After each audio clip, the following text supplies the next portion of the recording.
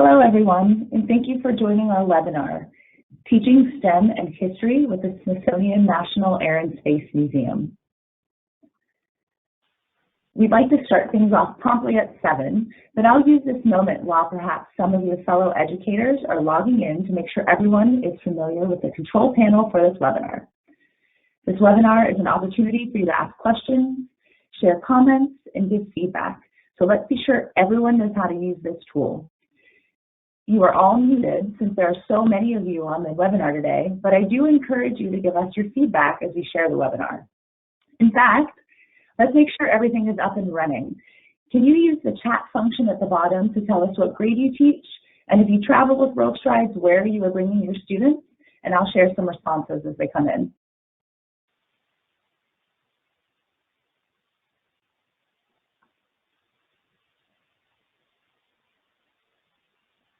Excellent, thank you. I see 8th grade.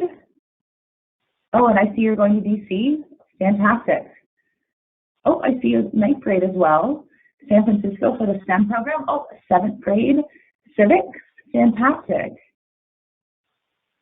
Wow, we are well represented. Oh, all 7th through 12th grade science. Wow. You've got a challenge in front of you. That's great. Fantastic.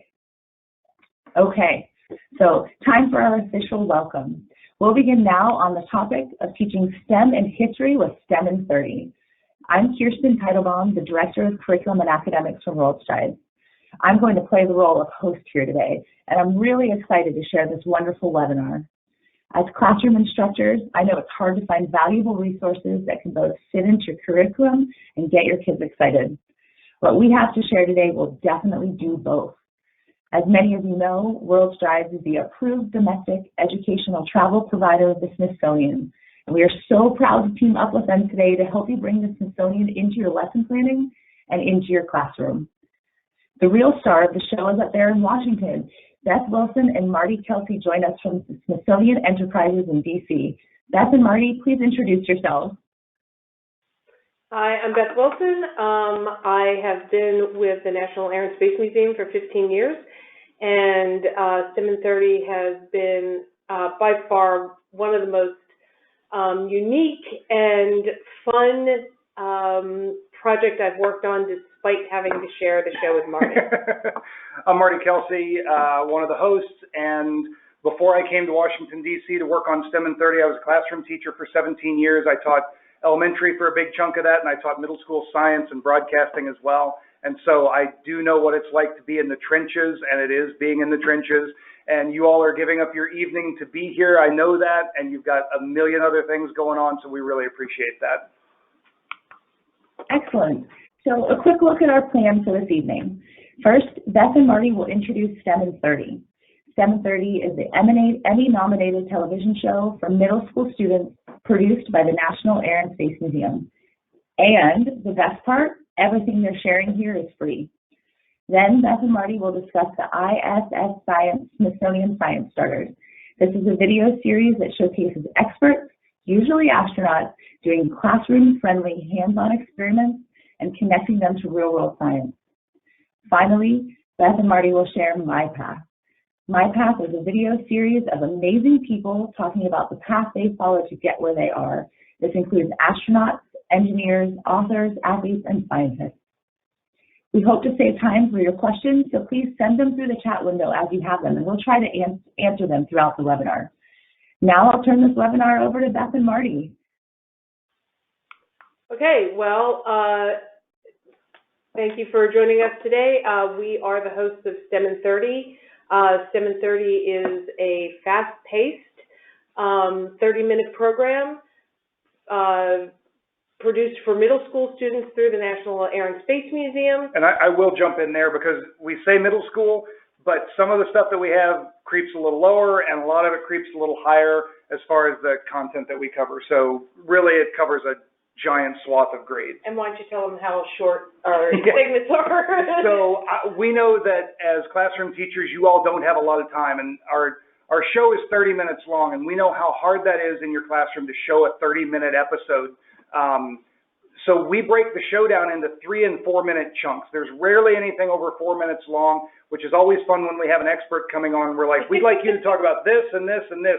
You have 3 minutes, and they're like, each? Total. And so we keep it fast moving so that you can take those chunks and use them in your classroom where they fit. And one of the things that we strive to do is to take you and your students to places where you may never get to go, but we try and get you right down there in the action. This is from our trip to the USS Dwight D. Eisenhower, which is an aircraft carrier, and we were right there on the deck of the carrier when the planes were landing and when the planes were taking off. The focus of this show was to show that it's not just the pilots that are the stars, but that there is an entire crew working to support them. And in this show, we talked a lot about the math involved in launching and landing an airplane on a moving target, and the science involved with that as well. And when we started this plan for this show, we reached out to the Navy and said, hey, can we come down to Norfolk and get on an aircraft carrier that's in dock? And they're like, sure, but y'all want to ride? So we thought maybe that was a boat or a helicopter. They said, no, we're going to put you on a C-2 Greyhound. We're going to fly you out and trap you on the deck. Then 2 days later, we're going to launch you off, going 0 to 165 miles an hour in 3 seconds. And one of us screamed quite a lot on the launch off the aircraft carrier, and you can kind of see it there. And one of us didn't scream at all.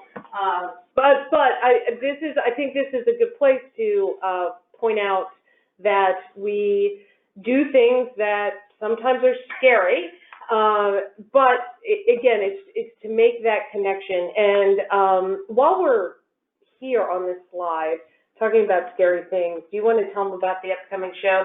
Yeah, so we have a new show coming out next week that we want to give you all first dibs on. Really, it's on air traffic control. It comes out September 5th. We'll release it about 10 o'clock in the morning. And Beth got an opportunity to go up in a little bitty Cessna. And the great part of that was I was out of town. She goes up, does the flight. I get this email saying, hey, did you know that there are 3 to 5 small airplane crashes a day? And in the United States. And so we talk about air traffic control and how they keep us safe, and we build barometers in this episode. We're talking to a couple of different air traffic controllers. So it should be a really fun episode that kind of gets into the science of something that a lot of kids may not think about when they fly. And that is when we did the flight and I landed, I did say to our producer, I hope you got everything you needed. And he said, well, why? And I said, because I'm not doing that again. The best part of that was Ryan, our editor-producer, was in the back seat, and Beth was actually flying the airplane. So he is a brave dude. Yeah, he is. Some of the other topics that we have covered, this was the Neil Armstrong spacesuit that has just been put back on display. One of the nice things about STEM in 30 is that it gives us an opportunity not to just to talk about cool things like Neil Armstrong's spacesuit, but it's also an opportunity for us to talk about the different jobs that are available in the museum. And outside the museum. But for this one, we interviewed the chief curator of spacesuits and the woman who conserved the suit. We were able to bring in a small group of students into the conservation lab and show them, what it takes to conserve the suit with the people who actually conserve it. And I love this picture because on the right of this image, you see Neil Armstrong's spacesuit, which was actually cleaned after he got back from the moon. And by coincidence, the day that we were filming this, Gene Cernan's spacesuit was also in the lab. So on the left, you have the last suit to walk on the moon. And you can definitely see the difference between the one that was cleaned and the one that wasn't. And the moon dust in the suit is part of that story. And we talk about how they look at that. And we have kids with magnifying glasses really diving in and doing some hands-on demos that you can do in your classroom as well. And then show that piece of the episode and connect it to the real-world science going on, conserving these suits. The other thing that we had a great time doing was at the Albuquerque Balloon Fiesta. I missed that hat. So here we are with our curator of balloons, among other things, Tom Crouch.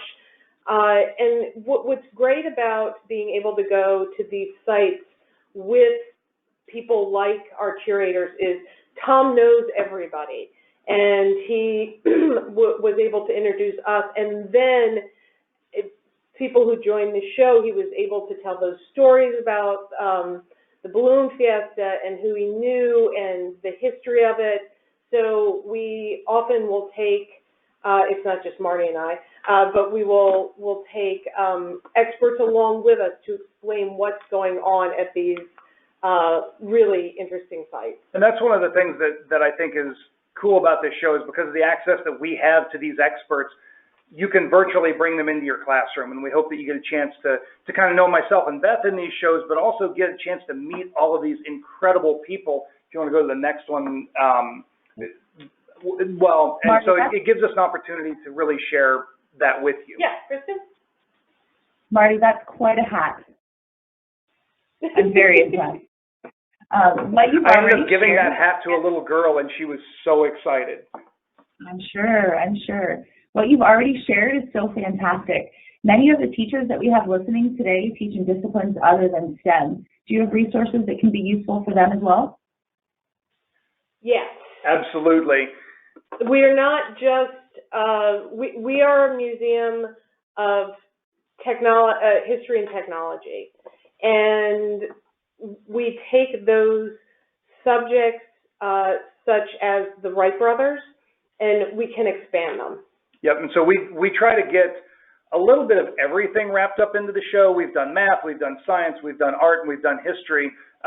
This is an image from the Wright brothers bike shop, and actually that bike on the shelf is one of 2 or 3 left in the world that the Wright brothers built. Yeah, so we went to the Henry Ford in Dearborn, Michigan, and they have the village where they have Henry Ford collected buildings that they reconstructed them, and it's really cool. We got to ride around in Model Ts and see a lot of stuff, and really kind of tell that story of the Wright brothers and connect it to, you know, some of the incredible engineering that they were doing. And as a matter of fact, we had an opportunity to bring in a relative of the Wright brothers to help us fly a Wright brothers simulator. And this is something that we didn't include specifically in the presentation, but if you Google Engineering the Right Way, it's a website that we created at the museum. There were actually some brand new mathematical equations written just for this, so that you can fly a Wright brothers simulator. You go through and you build it, and then you can fly a glider and then eventually get up to the Wright flyer. And so the guy on the left is Keith Yorig, who is the great-great-great-grandnephew of Orville and Wilbur Wright. And so it's kind of cool to get a chance to fly the Wright flyer with a relative of them standing right there. So we cover history as well as science, technology, engineering, and math. And one of the things that we like to do when we cover history is to break it down into digestible chunks. So this is World War I in 3 minutes. Yeah, when I taught elementary school, we covered World War I, but I had like a day to cover World War I because we covered everything from early Americans all the way past the Civil War to the 20th century. So I got a day for World War I, and it was always so incredibly hard to teach. So we got this giant map, put the kids on it, had them act some things out, and created this World War I basically play in about 2.5 minutes, and it gives a good overview of what World War I is. It's definitely not in depth, but it's kind of fun, it's lighthearted, and it gets kids that foothold into that subject matter. We also went to the Belgian embassy and talked to the ambassador, and about World War I. You might be wondering, what does Belgium have to do with World War I? It's lace.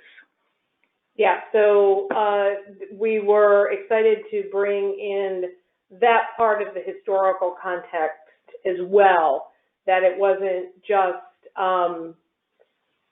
it wasn't just fighting. There were other things going on there. Yeah, and then arts, we always try to bring in the arts as well. We've got, this next one is John Burkhart's Kite Studio. He is a master kite builder, and this place was just an explosion of color. Yeah, and this is it. We were able to tie art with math And then we were able to do it again when we worked with kids to talk about how murals are made. That, you know, you put these on a grid, and then each child got a grid, and then they copied that, and then they enlarged it. And when we can, we relate things back to the museum. This was directly related to the giant Robert McCall mural when you walk into the museum. And so it was kind of cool to have them actually putting their scale drawings together on the floor in front of this enormous mural. Right, right. We have some friends in high places. I'm sorry, Kristen, did you have a... No, I was just going to mention how much I love this picture. Continue. So we got an opportunity to film with Randy Comrade Brezhnev. He had been in the museum several years ago. Him and I kind of hit it off. He invited us down to Houston to do some filming with him, and that's actually where the next thing we'll talk about, ISS Science, comes in. And so we're down there filming with him about a month and a half before he launched to the International Space Station, where he became the commander. And we handed a bookmark to one of the public affairs officers, and he looked at Beth and he's like, what about me? Do I get a bookmark? So we gave him a bookmark and didn't think anything of it. We just went on. And then while he was on his mission, we did a downlink with him. The first time we had ever gotten a chance to talk to anybody in outer space. So we're excited about that anyway. And we finish up the downlink, and he pulls this bookmark out of his pocket that he had taken into space with him, and we just lost it. I'm sure the audio guys' ears are still hurting from me screaming when it happened. And then we eventually got that bookmark back. And so if you tune into some of the mission debriefs this year, you'll see that bookmark again. And I think that one of the things I do want to mention is that when we have these unique opportunities with NASA to do downlinks and things like that, we do brand them as STEM in 30. We try and work in, because the downlinks only last 20 minutes, we try and make it a 30 to 45-minute program, and to bring that then into the classroom as well. Yep. And then each show that we release is followed. You're not paying attention. I'm not paying attention. I'm sorry. I messed it up. That's what usually happens. It's quite all right. So I do have a question. Once we do watch the show, how do you get your kids excited and involved with these resources? We have come up with something that we call Mission Debrief.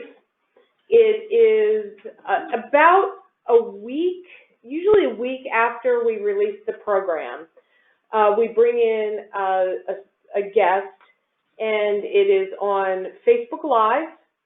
And also on Ustream. This year it'll also be on Ustream on our website, so it won't be blocked in classrooms.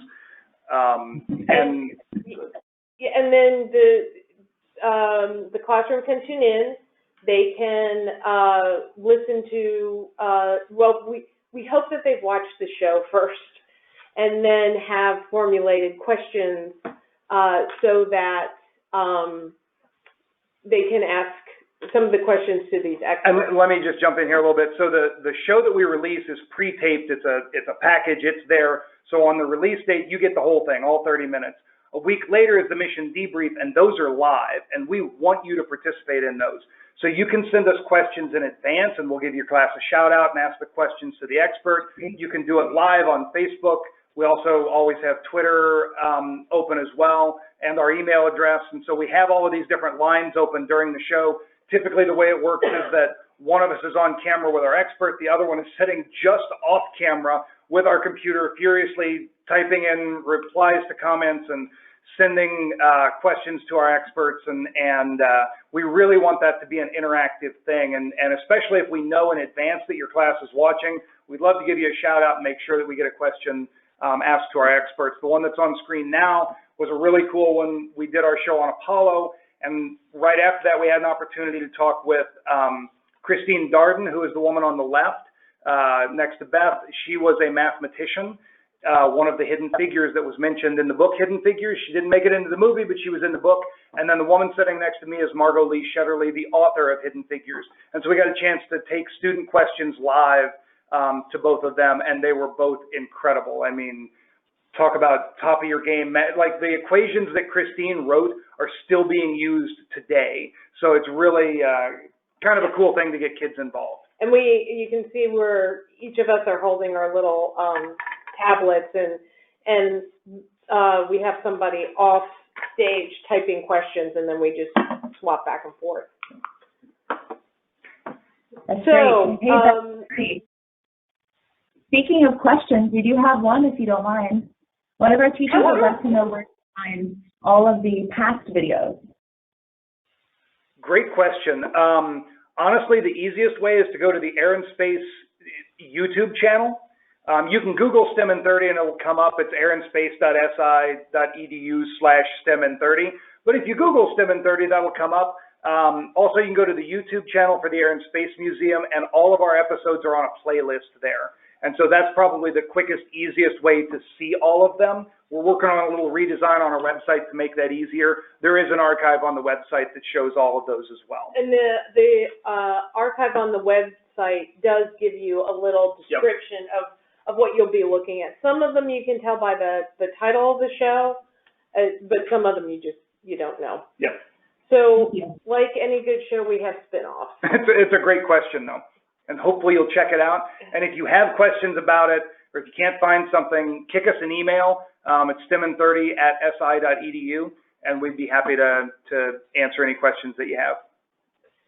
So we have a couple of little spin-offs. One of them, we started out calling it ISS Science because it started with astronauts and Comrade Brezhnev. With Randy going up onto the International Space Station, we came up with some bumpers, and then we would do an experiment. And then we're very lucky that NASA, when the astronauts have their post-flight tours, they bring them to the museum. And we had the Kate Rubins, who did the first DNA extraction on sequencing on the International Space Station, came, and our contact said, she's real comfortable doing science. And I said to Marty, well, why don't we have her extract pDNA out of, green peas? And that went really well. So then we just started. Go back one. Because the idea behind ISS Science, and this is actually getting ready to change. I found out today, so you all are the first ones to know this. We're going to start calling this Smithsonian Science Starters, and we're expanding it to include all kinds of experts. One of them will be releasing soon. We'll have a Thunderbird pilot talking about centrifugal force and G-forces. And so we will have all kinds of experts doing these. And the way that they're set up is they are hands-on demos, stuff that you all already do in your classrooms. And we have an expert there talking about what's the real-world science connection with it. My favorite example, and well, this picture that you see here, we blew up a volcano with Ricky Arnold, who is a former middle school teacher, and I think it's great. Beth and I knew what was going to happen. We had seen it happen before. We're losing our minds, and he's just like, there goes the volcano. But he also goes to work on top of a ballistic missile. True. So there we're making bubbles, but I think the best example of this is Peggy Whitson. She's a gardener here on Earth.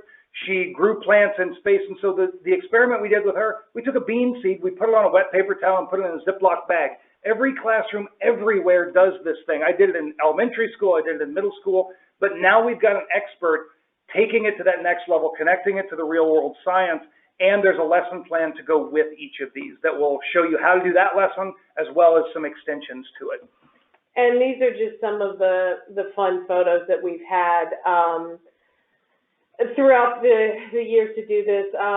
We had astronaut Scott Tinglein, who's also a musician, and we talked sound waves, and it's just been a really, really fun project. And it's something that I wish I would have had when I was teaching, middle and elementary school, because now we've got this demo that kids are like, oh, we got to do this thing today. What are we doing? And now I can either show this to them before or after and make that connection that this really is real world stuff that we're working on, which I think is always a very powerful thing. Absolutely. So it looks like you developed some amazing relationships with some amazing people. Can you share some of those experiences and stories? Yes, actually we can. We started asking people how they got to where they were just in conversation. Yeah, I've been at the museum a year or so, and I realized we've got all of these incredible people that we're talking with, and we were filming stuff for very specific content pieces for STEM in 30. And so we kind of started kicking around the idea, like, what could we do that would be valuable for teachers to be able to have in their classrooms? And so that's where my path came from. And it's really cool people from a variety of different professions. We have a lot of astronauts. We also have engineers and scientists and authors. And we ask them, how did you get to where you are? And we ask the same 10, 15, 20 questions to all of them. And the answers are just stunning. You know, we ask, how do you deal with failure? You know, have you ever failed, and how do you deal with it? Is it important to communicate well? Those things that, you know, you really want kids to take to heart, and when you're the teacher and you're standing there, they don't always listen to that because, Mr. Kelsey's up there, we don't care what he says. But this might be somebody that I recognize, or I at least understand the job that they're doing. It's something maybe I want to do. And so we expose them to these different careers and how these people got there. And this first person you're looking at is Anusha Ansari, who was part of the Ansari X Prize. She's an engineer. She's an Iraqi immigrant, and she has this first private space explorer, and we had her doing art with kids. With toothbrush. Yes, and toothbrush bots. Yes, toothbrush bots. So that's coming up on our second show coming up this year. So I'll give you another little preview. Our second show of the year is Women in Aerospace, and she is our main guest on there. That's also where you'll see the Thunderbird pilot. You'll see some art in that show. I'm trying to remember who else is in that show. The first woman director of the National Air and Space Museum is going to kick it off. So that will it wraps up with an astronaut. And it wraps up with an astronaut. So that'll be our October show. Yep. And this is Shetterly. Yeah, Margot-Lee Shetterly, the author of Hidden Figures. We don't have this one published yet, but I'm really excited about it because she's the first author that we've worked with. And so I think she said some pretty incredible stuff that'll resonate with kids. And then occasionally we get to work with somebody that's completely outside of our field. And this is Robert Griffin III, quarterback for the Baltimore Ravens. And he had some just amazing stuff to say. We worked with him on our Apollo show that came out in June of last year. We connected how you throw a football to how you launch a rocket to the moon, because when you throw a football to a receiver, the receiver's not there yet when you let go of the ball. And when you launch a rocket to the moon's not there yet. And so his My Path will be coming out soon. And this is Adam Savage, and we had so much fun with this guy. He just was, not only is he a myth buster, but he is a giant nerd. And every turn in the museum, he wanted to hear the stories and look and see how things were put together. And for him, we're going to have a few videos, kind of My Path-ish, coming out called Middle School Myths. And I'm really excited about him because we asked him 4 or 5 questions, and of anybody that we've ever worked with, it felt like he was talking to that kid that sits in the corner of the class, doesn't have any friends, a little bit nerdy, maybe likes things that nobody else likes, and he talked directly to that kid. And I'm really excited about those coming out. I think those are gonna resonate with some kids that maybe don't always make that connection. And this is Ginger Z. She is ABC's first chief meteorologist. Female. Meteorologist. Meteorologist. And she was a lot of fun. We went to visit her in New York. Pam Melroy, who's an astronaut. Yeah, big-time astronaut. Flew the shuttle that you see her standing behind. And we've got a walk-around of the shuttle that'll be coming out with her. Just some really fun stuff. And if you're watching this tonight and you have an idea and you're like, oh, you know what would be great is if we had this kind of person talking about this. We want to hear that. Please go to Facebook, to Twitter, to email. Send us those things because we are always looking for these new ideas. One of them that we've just started doing is called Middle School Minute. We did one with Adam Savage that's already posted. And we asked him questions like, were you a bus rider or a walker? And some of those kind of things. And it goes real fast, lightning round, and then we finish it up with, what advice would you give to yourself when you were in middle school? His advice might surprise you. You should go check that one out. Yeah, that one's good. And then we just have two other photos. Marty put this in because he really liked it, and then I couldn't leave my cat out. So that's Jack. Yep.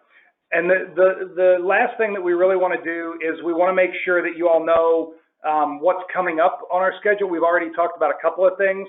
We have a show coming up on spy planes. We are filming that at the International Spy Museum and at the CIA Museum that very few people get a chance to go into. And with the amount of things that we have to do to get in there, it's, you know, we see why it's hard.